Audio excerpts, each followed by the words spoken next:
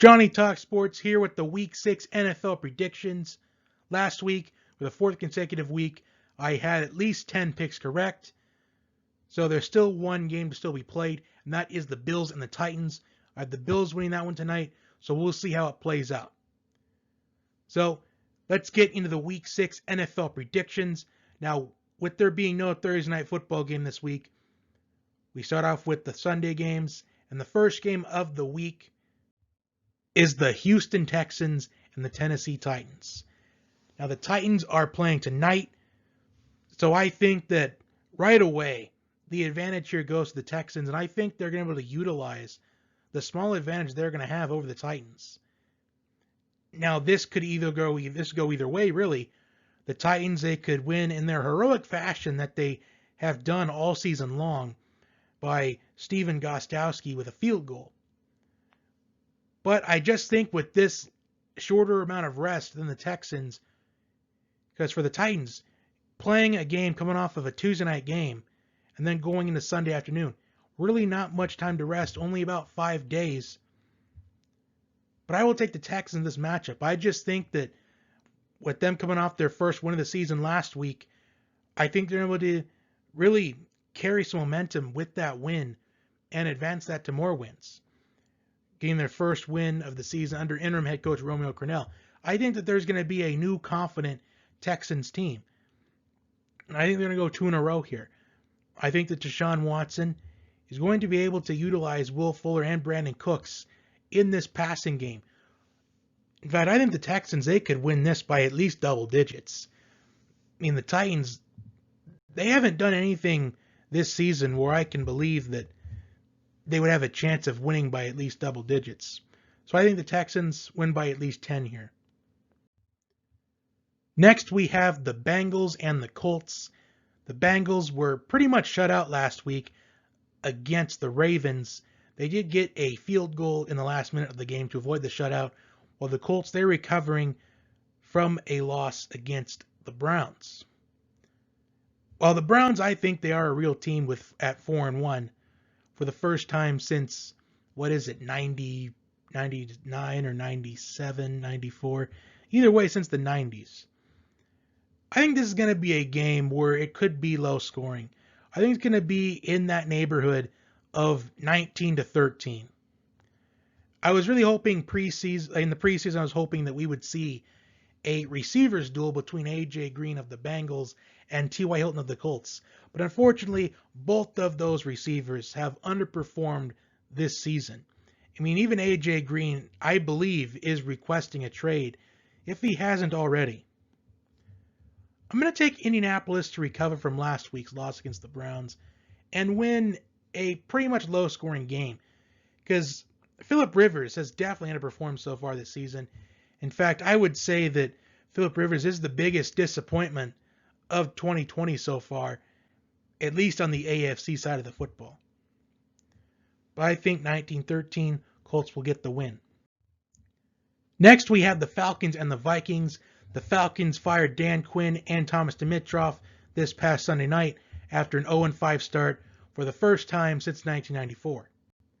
While the Vikings, they were oh so close from pulling off an unbelievable upset against the Seahawks last week, which ultimately they probably should have kicked that field goal to go up by 8, because as you saw at the end of that game, the Seahawks, they missed the 2-point conversion to go up by 3.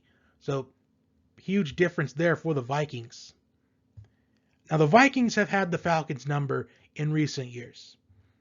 Both defenses, they are atrocious.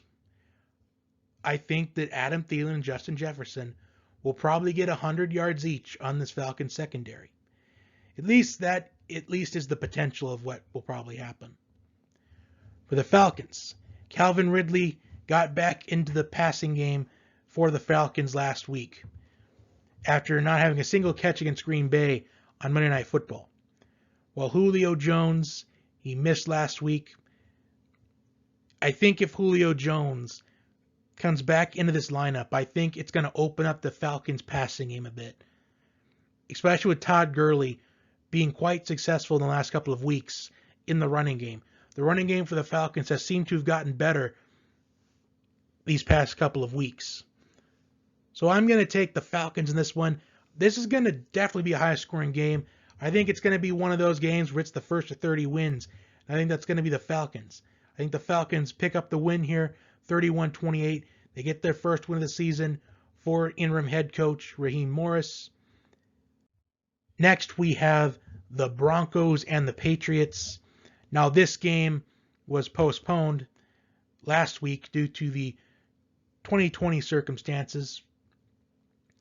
And it's unknown whether or not Cam Newton and Stephon Gilmore will be cleared to play in this game. Well, for the Broncos, it is anticipated that quarterback Drew Lock will be returning as a starting quarterback after missing these last few weeks with a shoulder injury.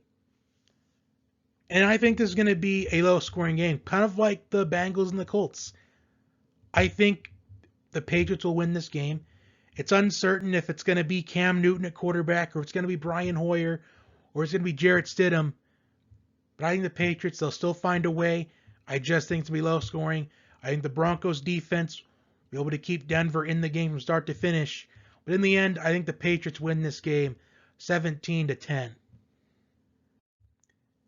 Next, we have the Washington football team and the New York football Giants. The Giants are looking for their first win of the season, while the Washington football team, they benched Dwayne Haskins last week in favor of Kyle Allen, and then Alex Smith came into the game, which I thought it was a very beautiful moment, very inspiring, very moving. Although I'm not really aware on who the starting quarterback will be for the football team this week, but the Giants, they've at least shown some effort in some of their games this season. In fact, they had a close battle with the Bears, and they had a close battle with the Cowboys last week. But a heartbreaking loss off a game-winning field goal as time expired. But I'm going to pick the Giants to get their first win of the season. I just think it's only a matter of time until the Giants get that first win of the season, and I think it's going to come this week against the football team. I think Devonta Freeman has really improved in that Giants running game ever since he was a starting running back. The offensive line does look a little bit better. I'm going to take the Giants to win this one. I'm going to say this is going to be a high-scoring game as well. I think it's going to be, I'm going to say 30-27 in favor of the Giants. Next, we have the Ravens and the Eagles. The Eagles, well, they suffered a heartbreaking loss against the Steelers last week. Although Travis Fulgham, I think he's really getting into that Eagles passing game. 2 touchdowns last week, then another touchdown the week before that against the 49ers.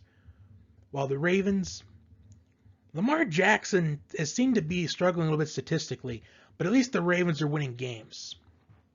I think it's only a matter of time until Lamar Jackson, he gets back to his stride. And I think it's going to come this week. With a struggling Eagles offensive line, with a struggling Eagles secondary that allowed Chase Claypool, a rookie, to have 4 touchdowns last week, I think the Ravens are going to win this game. And I think it's going to be a pretty convincing win. I think the Ravens win this game by at least 14 points. I mean, if the Eagles, they would have won last week, I would say maybe the Eagles would have a chance. But I just think that coming off of a tough opponent like the Steelers, having to play the Ravens again this week, playing the Ravens this week, again another tough opponent. I just don't like the Eagles' chances in this game. But the Eagles, they could prove me wrong because the Eagles have proved me wrong multiple times in the past. But I will take Lamar and the Ravens to get this win. Next, we have the Browns and the Steelers. I did declare last week that if the Browns were to beat the Colts, I would officially be on the Browns bandwagon. And, well, I am, because the Browns are 4-1 for the first time since the 90s. But this is the toughest opponent they have played so far this season, are the undefeated Pittsburgh Steelers. And the Steelers, they appear to have their number against the Browns in recent memory. I really want to see the Browns win, but I just can't see it. As much as I want to root for them, I just don't know how they would handle playing the Steelers, or even the Ravens again. Although they are getting better and better, the Browns, I think maybe they're starting to realize the more often Odell Beckham is involved in the offense, the better the Browns offense is. And also the Browns offensive line's looking really well, being able to open up running lanes so far all the season long with Nick Chubb, Kareem Hunt. And I think if the Browns can garner a couple of wins before Nick Chubb gets back into the lineup, I like the Browns' chance to go into the playoffs. But I am going to pick the Steelers this week. I have still yet to pick the Browns this season. But the Browns will probably prove me wrong again this week. But I will take Pittsburgh. Next, we have the Bears and the Panthers. The Bears, they picked up an upset win against the Buccaneers on Thursday Night Football last week. While the Panthers, they are on a 3-game winning streak after starting the season off 0-2. And I think something's got to give in this game. The Bears, they have some extra rest coming off of a Thursday Night Football game. While the Panthers, they have a 3-game winning streak, momentum, confidence, and Christian McCaffrey possibly returning to the lineup this week. I think Christian McCaffrey returning to the lineup this week is a huge asset for the Panthers moving forward, especially with Mike Davis stepping up in the running game. I do wonder, though, how much, if McCaffrey is able to play this week, how much will he be playing? Will he get maybe 70% of the snaps or 80% of the snaps? Will he get 85% of the snaps? Because Mike Davis has really stepped up in his place these last couple of weeks. But I'm going to pick the Panthers. I got to pick the hot hand here, and that is the Carolina Panthers in this ball game. And plus, Teddy Bridgewater has gotten better during this Panthers winning streak. I think it's going to continue. Next is the Lions and the Jaguars. Now, this is that weekly I have to pick somebody game. The Jaguars, they are winless since their opening weekend win against the Colts. While the Lions, at least there has been some effort this season by the Lions. They are coming off a bye week. Kenny Golladay is adapting himself into the lineup for the Lions. While Matthew Stafford, this is most likely a year where he has to prove himself. So I feel like if the Lions end up with a high draft pick, they may possibly take a chance on a quarterback. It's quite possible. But with the Jaguars, despite only winning one game this season, they were pretty close last week against the Texans, but I think it was just the Texans. Now, I think this game is going to go either way. I literally flipped a coin to determine who would win this game, but I picked Detroit to win this one. I just think they've at least shown some things this season. I feel like the Jaguars haven't, and plus it's uncertain whether or not DJ Chark is going to play in this game, because DJ Chark seems to be a lot better. Well, DJ Chark, when he's in the lineup, Gardner Minshew's better, and the Jaguars' offense is better. I feel like without DJ Chark, they're just relying on the running game of James Robinson. So I'm going to pick Detroit. Next, we have the Jets and the Dolphins. The Dolphins got off a big win against the 49ers on the road, winning with authority. While the Jets, they are still being the Jets. 0-5, still looking for their first win of the season. Do I think it's going to take place? I don't think so. I really doubt that. I'm going to pick Miami in this game. Ryan Fitzpatrick, he has done phenomenal these last couple of weeks. Although I do see a lot of Dolphins fans kind of throwing Ryan Fitzpatrick under the bus at this point. Because a lot of those Dolphins fans, they want to see Tua Tagovailoa start at quarterback. They want to see Tua Tagovailoa get his big moment. But I think it doesn't make any sense, especially with the Dolphins, with at least how good they're doing so far this season. I'm going to pick Miami. And plus, Miami has some injuries that are affecting their team, but yet they're still winning some games. So I'm going to go with Miami. The Jets will unfortunately fall to 0-6. It is unknown whether or not Adam Gase will be fired after this game. But with the way these head coaches are going, with Bill O'Brien and Dan Quinn already fired in the first 5 weeks, Adam Gase could slowly be behind. Next, we have the Packers and the Buccaneers. Now, this is probably going to be the game of the week. I think this is at least the best one. We've got Aaron Rodgers and Tom Brady. For the Buccaneers, a loss on Thursday Night Football last week. So, any other time you play on Thursday Night Football, you'd have at least some rest for the next Sunday game. You would have more rest than your opponent typically. But not this time. The Packers are coming off a bye week, and it's unknown whether or not for the Buccaneers if Chris Godwin is going to play, because Chris Godwin has been injured pretty much the entire season. Well, for the Packers, coming off a bye week, Aaron Rodgers is playing at an MVP level. It appears that Aaron Rodgers is back. And with Davante Adams possibly coming back this week after missing the last 2 games for the Packers and leaving early against the Lions with a hamstring injury. I think he's going to come back this week, and I think with Davante Adams back in the Packers offense, I think the Packers offense is more frightening to defenses. I'm going to take the Packers to move to 5-0 on the season. Next, we have the Rams and the 49ers. Sunday Night Football. The 49ers, injuries. Jimmy Garoppolo got benched last week and against the Dolphins. While the Rams, they're starting to recover after not making the playoffs last year. And I'm going to pick the Rams in this one. I just don't see any fight in this 49ers team. At least ever since we saw them against the Giants, which has been their last really favorable matchup. I just haven't really seen much inspiration out of this 49ers team the last 2 weeks. Granted, they had a shot at beating the Eagles, but if you're going to get blown out by the Dolphins out of all teams, I don't feel like there's any fight left with this 49ers team. I even think maybe the Falcons can beat the 49ers at this point. I just think the 49ers team is just that decimated with injuries and haven't seen much effort out of them the last couple of weeks. I think the Rams will win this convincingly. I don't know if I'm going to spend my time watching this game. I think the Rams win by at least 21 points in this. So I'll pick Los Angeles.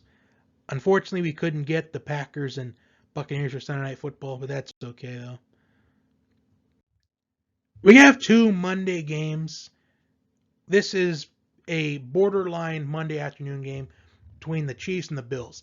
Now, this was originally supposed to be a Thursday night game, but it has been moved over to Monday night because the Bills having to play tonight and then having to play on Thursday night just isn't fair to the Bills, especially because the Titans, they are the ones that I feel like need to be punished for their actions during this season so far.